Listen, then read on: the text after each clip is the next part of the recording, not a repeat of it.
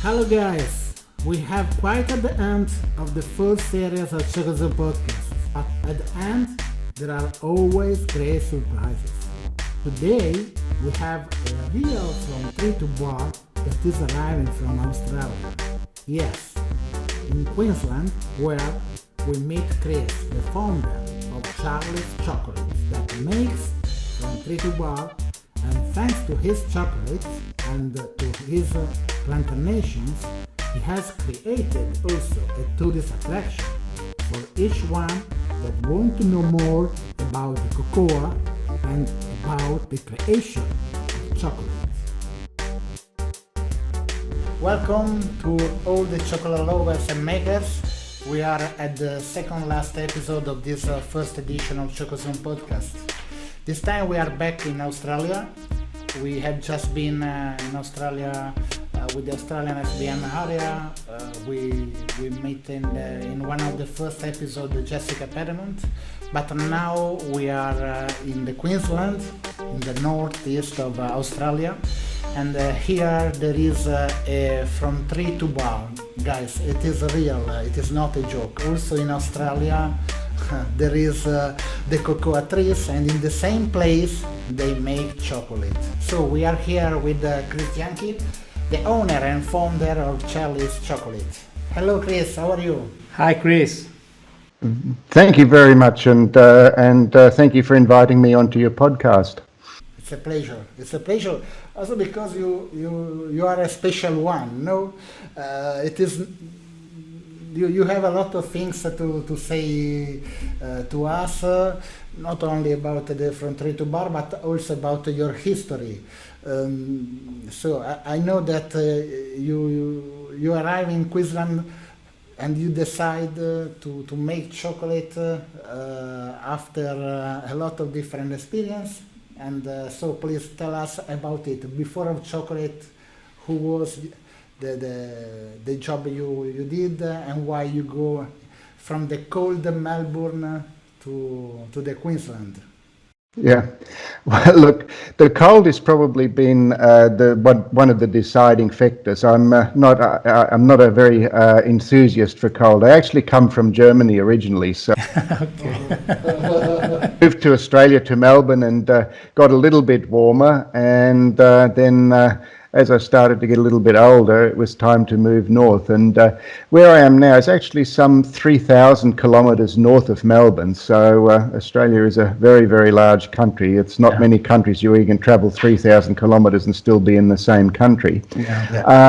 So this happened in 2003, and it was a pretty gutsy move, I guess. And initially, it was partly to get warm and also partly to... lots of people that live in cities have this idea that they want to go and get away from the city and have a bit of land around them. So essentially bought a farm, only 160 hectares, so not very big. And to start with, we had some cattle there, some beef cattle. And you see, my passion has always been business rather than chocolate or cattle or anything else. So that's where I'm coming from.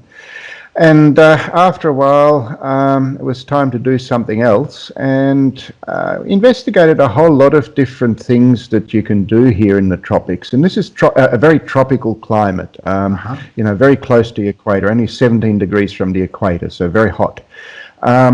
Looked into all the exotic fruits like macadamia nuts and durians and jackfruit and all those sorts of things. The trouble with all those things is they take a long time to bear fruit. So you plant trees and then you wait 10 years. And that's a long time to wait. So. Is this true also for the cocoa beans? How long you have to wait? With cocoa, you can get a crop after. We got our first cocoa pods after 18 months only. Oh wow! Ooh. So from planting the seed for the little tree, 18 months later, 1.5 years later, we had some ripe cocoa fruit. Oh wow! So that was pretty exciting. Yeah. It should be longer, isn't it?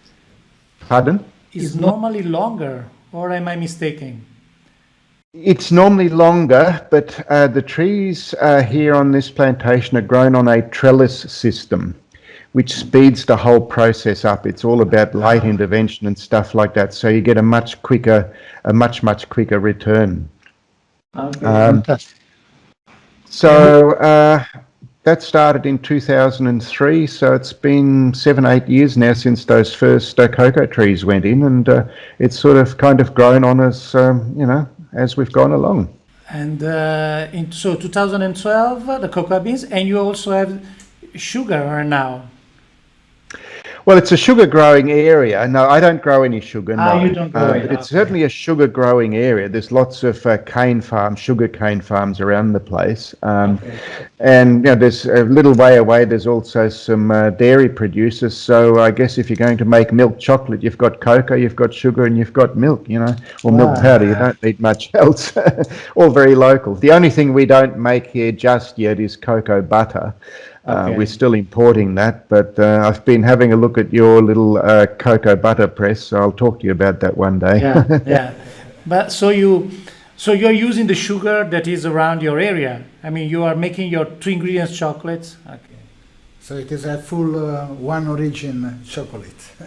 And back to your knowledge about chocolate. How did you start? How did you understand the way to do? How do you learn to make it?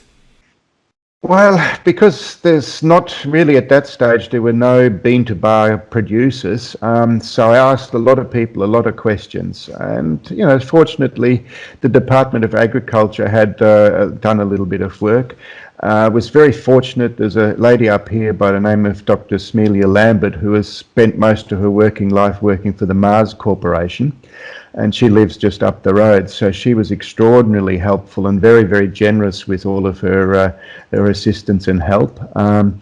Some other people that had previously worked for places like Cadbury, both in the UK and here in Australia. So they, once again, were very, very generous with their assistance and advice, and watched me make a whole lot of mistakes. And, there was a lot of trial and error, and there was a lot of bars of chocolates that came out of the molds that I said, this is not good.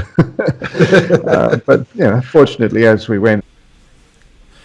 And what pushed you to decide to make chocolate? So you have a farm, you have the cows, you can do a lot of different business. Why exactly you decide to make chocolate? Look, it's a business decision, basically. As I said earlier, I'm interested in business. Business is my passion, and I could see where tree-to-bar chocolate and specialist premium chocolate was heading. I use the analogy when talking to people of craft beer. 30 years ago, it was the mainstream big breweries that were around. I don't know quite what it's like in Italy these days, but certainly in Australia, in the UK, North America, places like that, it was the big breweries. And then small craft breweries came along.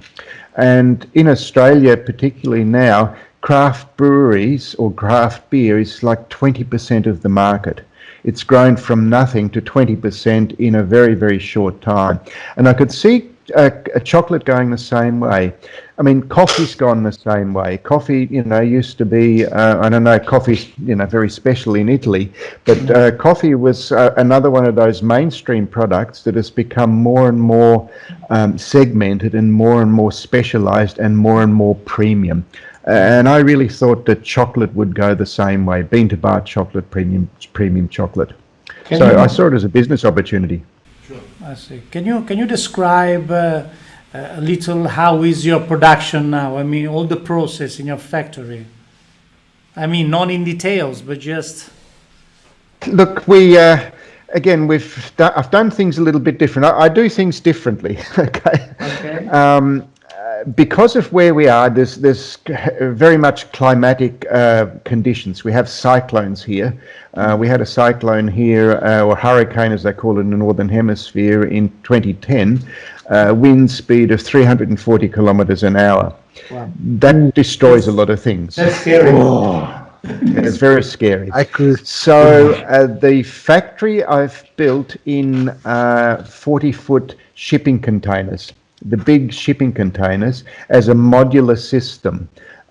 So each manufacturing unit is contained in a 40-foot shipping container, converted shipping container. It's all insulated with power and air conditioning inside, and that makes them very safe. It makes them very easy to temperature and humidity control. So that's where we do it. So we use, after the roasting is done in an open shed, and then we conch in one of these shipping containers. And then the chocolate gets transferred to another shipping containers and we started out with a little Aura Tempera all those years ago. Okay. We're now running 2 Proxima machines, and they're going all day long. Yeah. At this stage, we're actually still using just domestic fridges to cool our chocolate. So the next thing on our list is a cooling tunnel of some sort, just to speed up our production. I mean, our production is only 2,000 bars a week now, and our intention is, or our plan is, for 10,000 bars a week by the end of 2022. So that's our business. And about business, I know that a part of this business is also the tourists that arrive in your factory, and what they see, what they can do. Explain to us. Well, they come along and we really take them through the entire tree to bar process. So we show them the little nursery where we, grow the cocoa trees from seed. We show them the actual plantation, and our trees are grown on a trellis system. So they're very low tree. They're only about 2.5 meters high, on a wire trellis system. So explain to them, and almost nobody has seen a cocoa tree, because they're all grown in the tropics, and that's just not where people go. People don't go to West Africa for their holidays. So they're fascinated by seeing a cocoa tree. Everybody's eaten chocolate, nobody's seen how it grows. Yeah. And then we take them through the entire process of opening the cocoa pods, explain about the fermentation, the drying and all that. And then we take them through to the factory and show them how it's conched and tempered and so on. And then, of course, we give them a taste. Oh, and we sell them some chocolate too. Okay, of course. And listen, you are, normally we ask about the different cocoa beans origin that the chocolate maker use. But in your case, you have your cocoa beans. Do you use also some, for example, I know that probably you use also some Papua New Guinea beans, or are you planning to use from other origins, or you are sticking to the ones that you're growing? Well, we use several different Australian origin. There are some other cocoa growers in this area that, for one reason or another, wish simply to grow the cocoa. They're not interested in the downstream processing. So we buy cocoa pods from them, and we ferment them ourselves. And it's interesting to note, using exactly the same recipe and the same processing, cocoa grown as little as 3 kilometres away will taste different to cocoa grown on our farm. Because of the ground? What the French call the terroir. Yeah. Slightly different climatic conditions, slightly different soil, different side of the street, and there really is that difference. That's fascinating. So we also currently there's about 4 or 5 other growers where we have pods from, and yes, we also get from Papua New Guinea, from a place called Karkar Island, which is on the northwest coast of Papua New Guinea. It's a volcanic island. Been growing cocoa there for 120 years. So it's very, very fine cocoa, which we import directly, and we've in the past we've had cocoa from Solomon Islands and Vanuatu also. Like we concentrate on that Pacific area because they're our neighbours, rather than getting it from Peru or wherever. But we all stick with Papua New Guinea. We have a very, very good relationship with the growers there. It's very much one sort of family to another family kind of business. You mentioned fermentation. We normally, when we ask about fermentation to the chocolate makers, they normally don't know anything about that. And I have the impression that the farmers normally they want to keep their art in fermenting away from the chocolate maker. Can you tell us something more about fermentation? Because it's something that we normally don't deal. True that, yeah, I guess so. Look, we ferment. I mean, the principle is age old. It's been going on for thousands of years. There's nothing new about it. We simply use a wooden box, about a meter on each side, so a cubic meter in size. The pods are opened, the beans are extracted, the wet beans with all the mucilage on it, and they go into that box. Now, fermentation is done properly, is a natural process. So it's not, there has no yeast added. It is the wild yeast in the air, and also the yeasts that are carried by tiny little minute vinegar flies. They get in there and they kind of inoculate that mass. And it's the sugar component of the fruit that drives the fermentation. It takes around 5 days or so to ferment. And you start at ambient temperature, obviously, whatever that may be on the day, 26, 28 degrees. And the temperature needs to get to over 45 degrees Celsius to have a successful fermentation. Okay. So it might be also higher.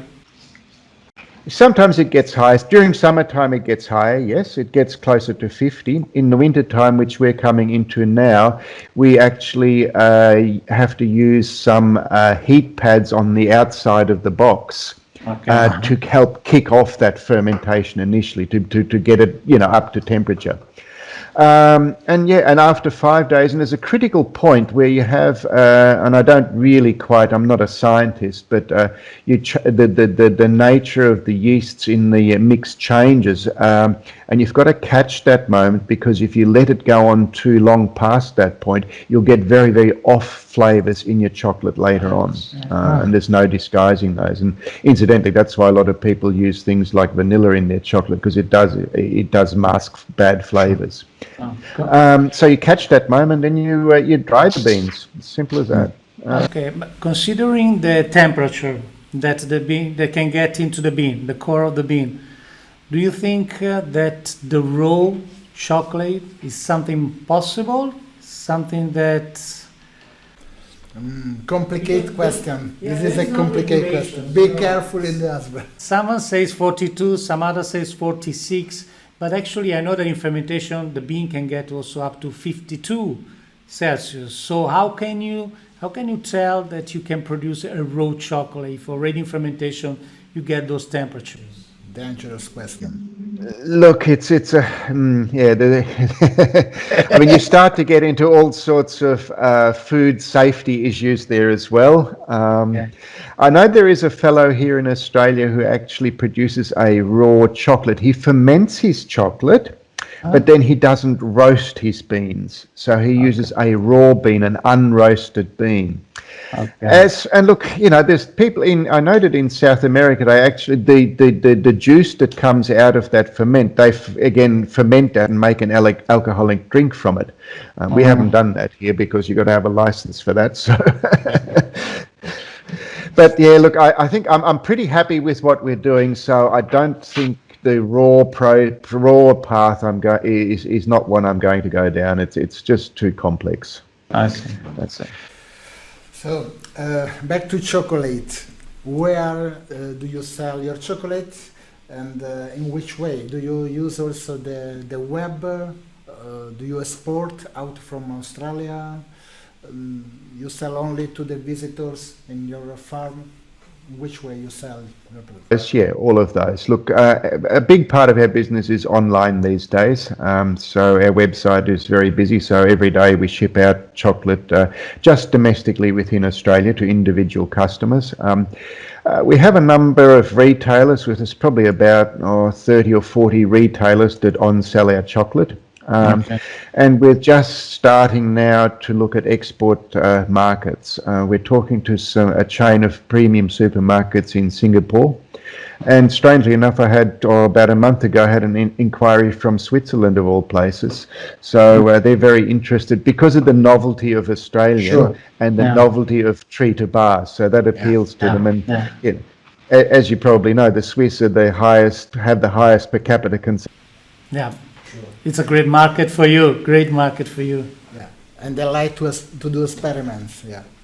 But do you think that to get some dealers or retailers, it's mandatory for a chocolate maker to go and sell in foreign countries? Probably, yes. The problem it comes about, I mean, we get inquiries all the time because on our tours we get people from all over the world. I mean, not so much in this last year, obviously, but before that, from Europe, from North America, from South America, from Asia. So there's lots and lots of international visitors that come to this area. They come to our tours and then they ask, well, can I buy this when I get home? But the logistics of shipping, a dozen bars of chocolate halfway across the world and having it arrive in good condition is very, very challenging. With temperatures and customs and, freight and all those sorts of things, it is difficult. It is very difficult. So we just say to them, well, I'm sorry, we can't. I see. And you're producing only bars, chocolate bars, or also other kind of product? No, we produce chocolate bars. I mean, I guess where we've specialised is plain chocolate bars, single origin bars, and we do a lot of, probably a large part of our business is chocolate with inclusions. So, and we concentrate on Australian things. So, one of the things that's hugely successful for us is a product called Davidson's Plum, which is a native rainforest fruit endemic to North Queensland. It's a very sour kind of fruit that is dried, a very purple, deep purple colour, and we sprinkle that onto the back of the bar. And that sour note of that plum combines really, really well with the sweetness of the chocolate. It works very, very well, and it's hugely successful for us. And we use other things like macadamia nuts and things like lemon myrtle, which is a lemon herb. So concentrating on that uniquely Australian ingredients. Which is your best-selling product? At this stage, probably salted caramel. Salted caramel. I know that you also followed by second one is Davidson's Plum, I'd have to say. Okay. Oh, great. I know also that you have won some international chocolate award, isn't it? Recently. Yes, in 2017, the Cocoa of Excellence program in France, which I describe it to people as the Cocoa Olympics. So, it's the growers from 40 countries in the world submit their best beans, and the judges there pick the 50 best in the world and then make chocolate out of it, and they finish up with the 18 best in the world. And we're certainly amongst that. So that was. How do you feel yourself? Like a cocoa farmer, a chocolate maker, like a tourist company, because you are very famous. I have been a few times in Australia, and I have seen that there was the possibility to visit your factory and to see how to make chocolate. So how do you feel yourself? That's an interesting question. I mean, we have an expression here, jack of all trades and master of none.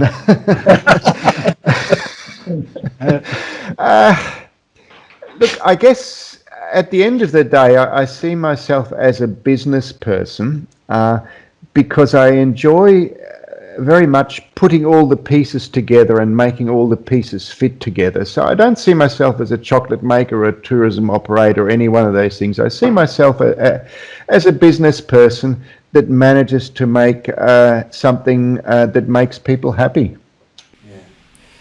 With a passion, a businessman with a passion, that is chocolate. Yeah, exactly. Yeah, I think that to make business, you need the passion, because you cannot do money, you cannot develop your company if you have not the passion. This is for any kind of job you have to do.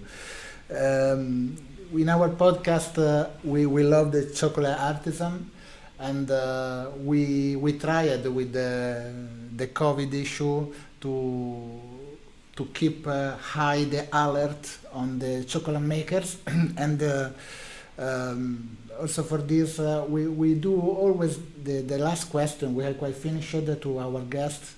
The question is, how do you see your company in the next 10 years, and how do you see the bean to bar international movement that 10 years was inexisting and now it is quite important in the world market? So how do you see it? The bean to bar, or tree to bar, if you want to call it that, will continue to grow exponentially. There's no question about it. It's happening now because it's consumer driven as much as anything else. The consumer is looking for a better product, and if I've heard it once, I've heard it 1,000 times. People that have tasted our chocolate, and I've seen them face to face, and they've said, "Oh, I didn't know chocolate could taste like that," because they've been eating the supermarket product. Yeah. So all of a sudden, and the thing is with anything, you can go forward or up, but it's very difficult to go back down again. So there is this education process going on, not just with us, but all over the world, with bean to bar producers producing a better product. And the consumer keeps asking for it, so more people will enter that market. And look, I think that eventually, certainly, as has happened with beer, certainly, the big players like Mondelez, Nestle and so on, they will have, and they have already, obviously, with gold and black, no, green and gold with Cadbury. They'll start to want to play in that area because they don't like, the big guys don't like seeing a share of their market going away. It's inevitable, but I think it's going to be driven by the innovation at the small producer level. That's where the innovation's going to happen. That's where the good ideas are going to happen, and that's where the consumer education is going to happen. So I can see nothing but a very bright future for the bean to bar market. Absolutely, no question about it. As for the business here, look, as I said, 10,000 bars a week is the target we're aiming for at the end of next year. What happens beyond that, I'm really not so sure. It depends on where we go with export markets. So if our exports turn out to be successful, then yeah, look, we just keep adding new shipping containers, I suppose, and keep building a bigger production facilities. Yes. And plant more trees. I mean, we're actually in the process currently of planting another 20 hectares of cocoa trees. How many trees do you have for now, till now? We've got 2,000 producing, another 4,000 not so far away. And the way we grow cocoa here, very, very intensive. We have 2,000 trees per hectare, whereas normally in places like Africa and so on, they're more like 600 to 800 trees per hectare. Oh, wow. 3 times. Much, much more intensive, yes. Wow. The trees are spaced very, very close together. I see. Great. Okay, great. Thank you very much, Chris, for your time. It's been very, very interesting. Yeah, you are a big exception. It is really strange to see a company like yours, and we are very happy to have you here in our podcast. Eventually, I got an answer about fermentation. We had to wait till the very end of the season, but I got it. Okay. I'm very happy for you, Giuseppe. Thank you, Umberto. It's been a pleasure being here with you guys. Thank you very much, Chris. See you soon. See you. Bye bye.